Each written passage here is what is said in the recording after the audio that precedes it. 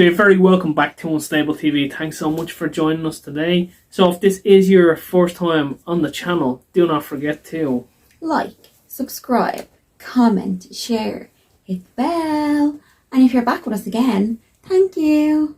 So what's going on today on Unstable TV, Danielle? So today, James, with everything that's going on in the world at the moment, unfortunately, a few people have sent us this over to check out, just in case it does happen. And this is, what if the USA invades Russia? And this is a day by day.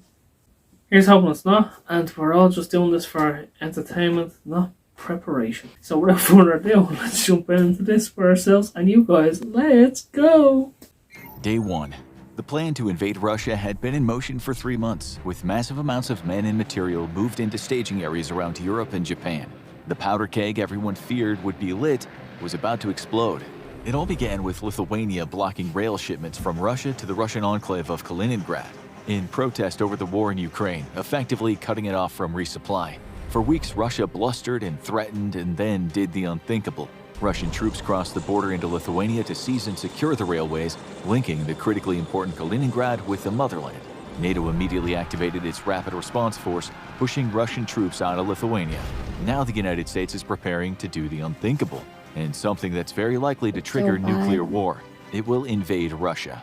U.S. troops have been staging in Poland, Norway, and Japan. The obvious choice may be one of the Baltic nations, but port facilities and airfields here are too close to Russia and under the threat of constant attack. At 0 hour, the American attack begins on Russia. It starts with a series of explosions along the western air defense perimeter Russia's established on its home soil to defend against NATO air attack. It's an extremely robust system of SAM satellites, fighter bases, and radar installations, the densest air defense network in the world. But the United States has several tools for the job. The first is the B-2 stealth bomber. With its lack of vertical surfaces, it's the only stealth aircraft in the world that can also defeat long-range tracking radar, which even the best stealth fighter is vulnerable to. The only clue to the incoming attack are intermittent anomalous pings on Russian radars, but by the time Russian fighters arrive to investigate, the B-2s are long gone. Radar and communication nodes are the first to be targeted by American B-2 stealth fleet. This knocks out a significant amount of Russian long-range radar, and a few hours later, B-51 bombers armed with standoff attack munitions fire volleys of missiles to crater Russian airfields and destroy fixed SAM sites. Unlike Russia's attempts to knock out Ukraine's air defense network at the start of the war, this is a concentrated and well-coordinated attack, reminiscent of the shock and awe of the first Desert Storm, when the US and allies destroyed the second-best and most importantly Soviet-built air defense network in the world in hours. F-35s move in to finish the job and knock out air bases along Russia's eastern border, as well as destroy rail infrastructure. Russia's mobility depends disproportionately heavily on railways, hence its problems inside Ukraine. And crippling railways means Russia can't move troops and equipment until the rails are repaired. F-35s are nowhere near as stealthy as the B-2s and have to get much closer than the B-52s to launch their own attacks. But as Russian interceptors rise to meet them, they're greeted by a swarm of U.S. Air Force F-22s, which swat Russian fighters out of the sky from beyond visual range. The U.S. loses several F-35s and fourth-generation aircraft in the attacks, but Russia's ability to defend its western border from air attack is crippled. There are still many mobile radars and SAM units to deal with, but these are under dire threat from constant wild weasel attacks by the U.S. Air Force. Once feared as a near-peer competitor to the U.S., the war in Ukraine has proven that the Russian Air Force is not even capable of neutralizing a much weaker country such as Ukraine. Poor training, lack of communication, antiquated tactics, and bad maintenance all add up to devastating losses for Russia's air forces. Even as the U.S. airstrikes begin, American ground forces are already rumbling to battle. Abrams main battle tanks and Apache attack helicopters smash into Russian defensive lines in Kaliningrad. With overwhelming air support, the battles are brutal but short. Russian armor is no match for modern American weapons, and its tank forces are so depleted by the fighting in Ukraine that modern Russian tanks are few and far between. As Desert Storm proved, Cold War Soviet tanks are no match for even early model M1 Abrams, and especially not when working in conjunction with close air support aircraft like the Apache or the A-10 Warthog. By the end of the first day of the battle, Russian ground forces have suffered their worst defeat since the opening day of Operation Barbarossa. Day 3. U.S. forces have moved deep inside Ukraine, where they're en route to reinforce Ukrainian units in the east of the country. Under intense air assault, Russian forces have been retreating across the entire eastern front of the war. Ukrainian troops have used overwhelming American air power to inflict devastating losses on retreating Russians, and American ground forces are having to rush to catch up with them. There is fear of overextension, but the constant U.S. air and missile assault leaves little room or time for the Russians to counterattack. The key to America's deadly efficiency is information. The U.S. military is the most networked military in the world, and unlike Russia, employs overwhelming amounts of smart weapons. It's been tracking Russian forces since the start of the war in Ukraine, and sharing that information with Ukraine to devastating effect. However, the Ukrainian army always lacked the hardware to make full use of the information. The US doesn't. So, just while it's out there that the US has been helping Ukraine since the start, Ukraine's not part of NATO, so why were they helping them? Oh, there's no military alliance between them, so it kind of seems a bit odd, doesn't it? Yeah, it's very odd. Why would they be... Because there was no agreement at that stage, was there? No, not that I know of. Not that I think, because we've been watching this from... We've been kind of... I mean, the whole world's been watching this war from the start. Yeah. Not to our knowledge if there was any agreement with them, so unless anybody else can tell them. They got a lot done, America, in 3 days, though. From this, obviously this is just a prediction. Like they say, America has a lot of smart technology military. Can anyone send us some videos on that? Yeah. I've yet to. I didn't really think the American army is that quick in 3 days. It almost seems like, correct me if I'm wrong here. It seems like America is just building up all the defences and everything to specifically have a war with Russia. Ukraine only just put an application in for NATO the other day. And obviously it can't happen during a war because that's an agreement they all have. So that's what we're seeing so far, and that's the thoughts. Let's jump back in and have a look a bit further and see what else is going on in the coming days.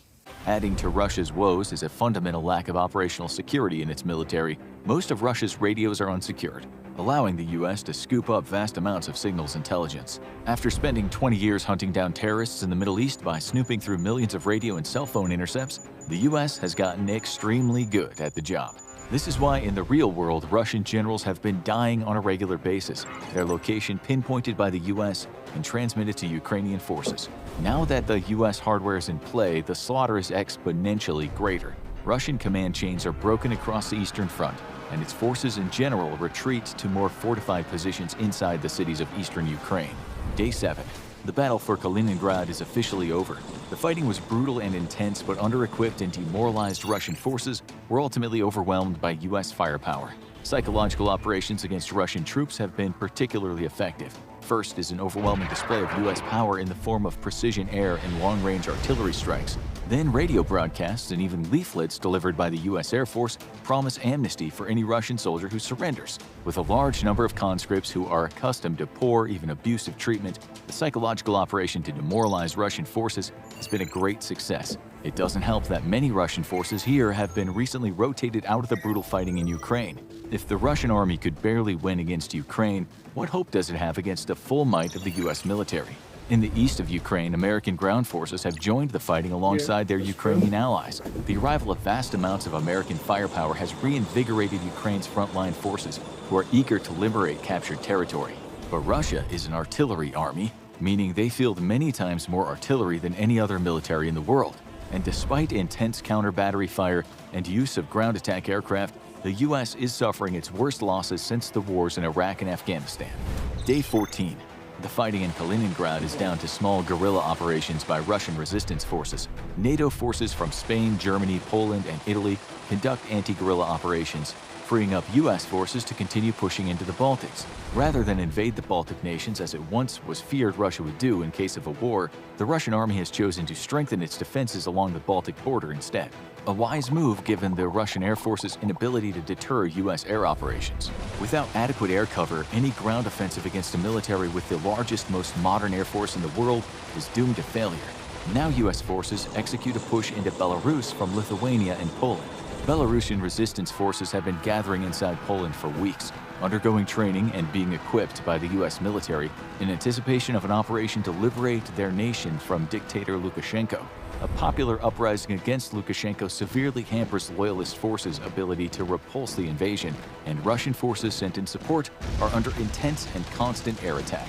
In Ukraine, the fighting has reached major occupied cities in the east, with Russian forces slowly but surely being expelled.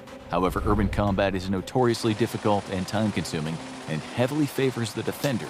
The U.S. is suffering its first major casualties in the fight to liberate East Ukraine. However, U.S. forces have been engaged in urban combat for 2 decades in the Middle East and have superior training and equipment. Cutting off supply lines to occupied cities also cripples the Russian resistance, as does morale issues which have reached critical levels. When they were fighting just Ukrainian forces armed with U.S. weapons, Russian frontline troops were already suffering from severe morale problems. Now faced with vengeful Ukrainians backed by American troops, morale is at a crisis point. Many units surrender without firing a shot. Day 21. A national mobilization effort across Russia has met with mixed success. With U.S. involvement in the Ukrainian war, the anti-war movement has picked up considerable steam. Many young Russians are refusing to show up when mobilized, and attacks on conscription offices are on the rise. The U.S. has fully mobilized its reserves as well, and behind closed doors at the highest levels of American power, discussions are being held on a new draft. While the U.S. completely outcompetes the Russian military, actually invading Russia and toppling the Putin regime will require many more combat forces than currently available, and the only way to generate the necessary manpower is a draft. Casualties are also mounting, and while the losses are heavily on the Russian side, the U.S. has suffered thousands injured and half that number dead. Of grave importance are losses in hardware. Modern U.S. manufacturing is poorly suited for mass replenishment of combat losses. With current U.S. defense production a fraction of what it was in the past, an invasion into Russia will cost huge amounts of hardware, and that is not going to be quickly replaced. U.S. industry can surge to building 28 Abrams a month, but if the U.S. is to maintain a credible deterrent against China, it'll need many times that number. Production of fighter aircraft is likewise limited, with perhaps 150 F-35s a year now being built. A surge might bring that number to 200. To put it simply, U.S. focus on advanced weapons and a reliance on overseas manufacturing means that American civilian manufacturing is poorly suited for a transition to wartime production of weapons. It's either going to have to win this war quickly or resort to less and less sophisticated weapons to do so. Day 30.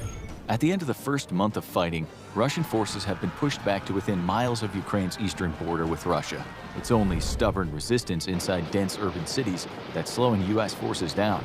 Russia has learned not to engage the Americans or their Ukrainian allies in open country anymore. It's just inviting destruction either from the air or from smart precision artillery. A plan for an amphibious assault on the Kamchatka Peninsula is cancelled as fears over mounting losses of equipment have led to a redeployment of forces from Japan to the European theater. Instead, the U.S. Navy launches a number of raids against Russian military airfields and ports in the region, destroying the Russian Pacific Fleet completely. Russia's Far East, however, is relatively strategically unimportant to the nation, as it's too far from Russia's economic hubs to matter much. Thus, the losses do little to affect the war.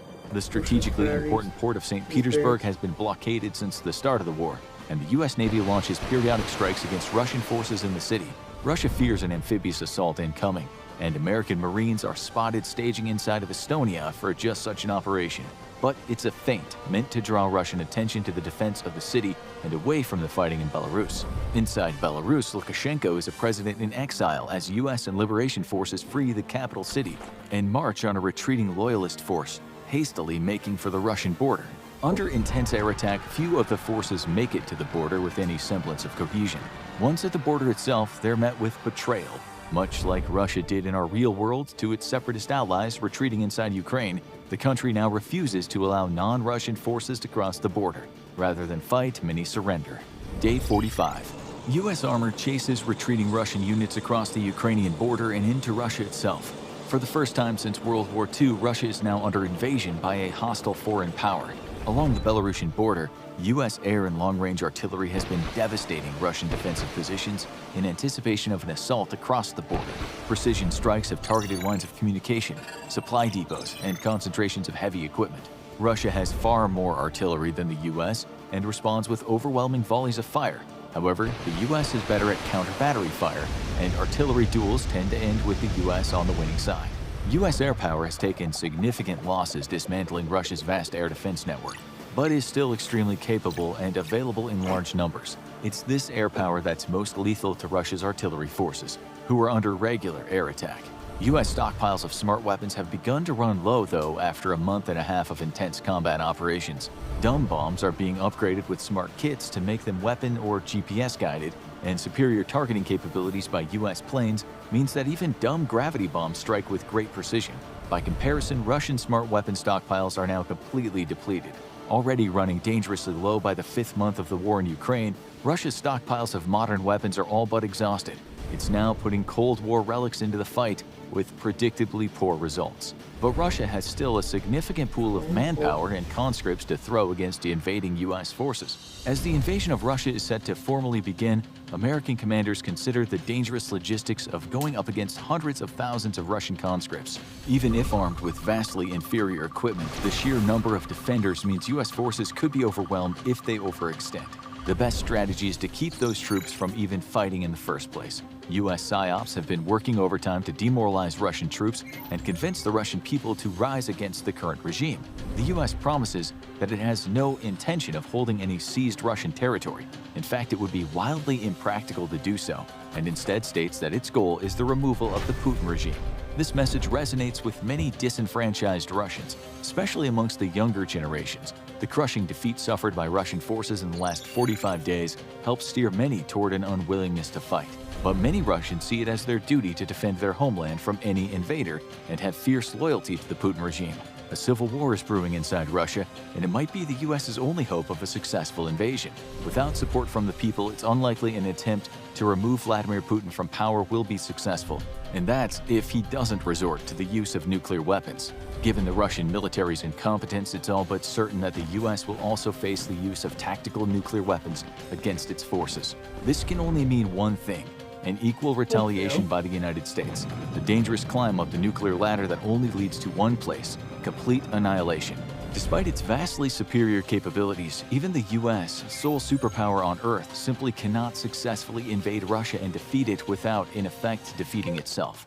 So first off, a very big shout out to the original content creator. Make sure you check them out, give them a like, subscribe, and sharing all that good YouTube stuff. Thank you to everyone for suggesting this. We do appreciate this. Although it is scary, thanks for the suggestion. We do like checking out what you guys tell us in the comments, because we love all you guys. Okay, let's hope this war doesn't happen, because we're going to have a big problem. It is a scary time to be living in. Hopefully nothing happens, and hopefully this isn't the result. But if it is the result, I actually don't know. I don't know what I'd do. Die. Yeah. What can we do? There's nothing us normal civilians can do but hope and pray our country doesn't lose itself in the crossfire. This might be a controversial opinion. I think if any types of nukes do get dropped, I personally think America will be the first country to drop them. I think they're going to have a launch off, to be honest. I think they're going to deplete both sides, America and Russia. They're going to deplete their troops themselves so much down to, like, they're going to wear themselves down to a nub. And I'd say at the last second it's going to be a nuke off. As in, they're just going to go the same time, red button, bye. I personally hope no one goes to war and everyone, because as much as we are watching this could happen in a few days, that could happen in a few days, that's people's family as well. In them trenches against each other. Like, it's people, it's family members, it's fathers, mothers, sisters, brothers, daughters, sons, uncles, nephews, nieces, all fighting against each other. But what happens if so conscription comes in? I know it's in Russia, but say conscription comes in every country. Yeah. And the option is either go to war or go to jail. What happens if the majority of people choose jail? I just don't understand why nukes are a thing. If people could not use nukes, that'd be great. Hopefully it doesn't happen and hopefully it gets sorted. Peace talks are on the table now, so hopefully they do actually go and do that. We've seen there is a lot of, there can be peaceful resolutions to this. Of course, guys, let us know what your predictions are for this. We're all hoping for peace, I'm sure. We don't want any trouble for anyone. But let us know what you guys think. What way is it going to go? Do you think the USA are going to go to war with Russia? Hopefully not. But if they are, what do you think is going to start? What's really going to kick it off? Another controversial question. Who was the main aggressor in this war? Is it Russia or is it the USA? So let us know your thoughts down below. That has been our 2 cents, and we will chop ourselves out of this.